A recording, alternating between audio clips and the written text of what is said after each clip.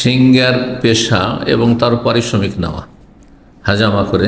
এই যে হাজামা সেন্টার আজকাল খুব শুরু হয়েছে, কিন্তু প্রথম দিকে এগুলো শুরু হয়েছিল আরব দেশে, চলে আসছে পরম্পরা ওই আগের যুগ থেকে। আর তারপরে এটা ইউরোপ, আমেরিকা, ওইসব পশ্চিমা দেশে পেশা হিসেবে শুরু হয়, মানে ইনকাম সোর্স হিসেবে আর কি। শুধু পেশা মানে এই নয় যে কারো উপকার করছে, ইনকাম সোর্স হিসেবে শুরু হয় ইউরোপে, ইংল্যান্ডে আছে। আর তারপরে এটা ইন্ডিয়া বাংলাদেশে ইদানিং কয়েক বছর থেকে চালু হয়েছে। হেজামা সেন্টার, রুকিয়া সেন্টার, ঝাড়ফুঁক একটা পেশা হিসাবে নেওয়া। এক শ্রেণীর বাতিল আকিদার, শিরকি আকিদার কবিরাজগুলো, ওঝা কবিরাজ, এরা করতো এগুলো, পেটের ব্যবসা, ধর্ম ব্যবসা। যে কিন্তু সেই আকিদা মানহাজের ভাইয়েরা এরা সাধারণত করতো না, এগুলো পেশা হিসাবে নিত না, যে ঝাড়ফুঁক করে ইনকাম সোর্স এটি একটা, এগুলো করতো না। কিন্তু ইদানিং তারাও শুরু করেছে এক শ্রেণীর, জি। আর ভালো অঙ্কের পয়সা নিচ্ছে, একবার রুকিয়া করাতে যান 3,000 থেকে 5,000 টাকা নিচ্ছে, জি। ঢাকাতে এমন কিছু লোক আছে, আমি 2-1জনকে জানতাম প্রথম দিকে, দিয়ে পাঠিয়েছি। কিছুদিন পরে যাদেরকে পাঠিয়েছি যে ঠিক আছে যেতে পারেন, ওদের আকিদা ঠিক আছে, অন্তত শিরক বেদাতে নিয়ে যাবে না, তাবিজ তোমার এইসব, আর ওই শিরকি মন্ত্রতন্ত্র, জিনের সাহায্য না, ওইসব করবে না। তো সুবহানাল্লাহ বলছে যে টাকা পয়সা আর দিতে পারছি না ওদের, একবার গেলে 3 থেকে 5,000 টাকা। সহি আকিদার দোহাই দিয়ে ইনকাম সোর্স। তো এই জন্য হেজামার বিষয়টি বিশেষ করে রুকিয়া, তারপরে রুকিয়ার ক্ষেত্রে রুকিয়া উদ্দেশ্য হবে মানুষের উপকার করা, উপকার করা, এই নয় ইনকাম সোর্স, ইনকাম করা।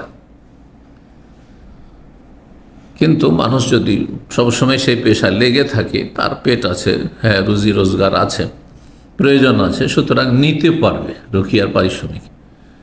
বাকি তাহলে হেজামা, হেজামা সম্পর্কে নবী সাল্লাল্লাহু আলাইহি ওয়াসাল্লামের আমল এখানে, যে তিনি কি করেছেন, হেজামাকারীকে পারিশ্রমিক দিয়েছেন। কিন্তু সহিহ বুখারী মুসলিমে হাদিস রয়েছে, প্রসিদ্ধ হাদিস, কাসবুল হাজ্জামে খাবিসুন, হাজ্জামের উপার্জন হচ্ছে নোংরা, নিকৃষ্ট, খবিস। জি, তো খবিস মানে হারামও হয়, আর খবিস মানে নোংরাও হয়, সবসময় হারাম হয় না। যদি খবিস মানে হারাম অর্থাৎ তাইয়্যিব আর খবিস, ওহিল্লা লাকুম আত-তাইয়্যিবাতু ওয়া হারামা আলাইহিমুল খাবায়েস। তাইয়্যিব নবী সাল্লাল্লাহু আলাইহি ওয়াসাল্লাম সম্পর্কে সূরা আরাফে রয়েছে, ইউহিল্লু লাকুম আত-তাইয়্যিবাত ওয়া হারামা আলাইহিমুল খাবায়েস। নবী সাল্লাল্লাহু আগমনই হয়েছে পাক পবিত্র বস্তুগুলিকে হালাল করার জন্য, ভাত, রুটি, যেসব হালাল, যেসব গোস্ত, যেসব আপনার খাদ্য পানীয়, সেগুলি হচ্ছে তাইয়্যিবাত। আর যেগুলি খাবায়েস, সেগুলিকে হারাম করার জন্য রাসূলুল্লাহ সাল্লাল্লাহু আলাইহি ওয়াসাল্লাম শুকর, কুকুর, হিংস্র পশুর গোস্ত ইত্যাদি, মৃত রক্ত, আর তারপরে সুদ, ঘুষ, বেঈমানি, আত্মসাৎ, এগুলো খাবায়েস। চুরি, ডাকাতি খাবায়েস। বেশ্যাবৃত্তি, যৌনকর্মীর উপার্জন, এগুলো খাবায়েস, হারাম।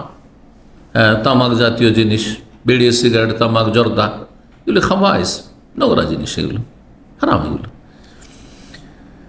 তো এখানে কাসবুল হাজ্জামে খাবিসুন, হেজামাকারীর ইনকাম, উপার্জন হচ্ছে খবিস।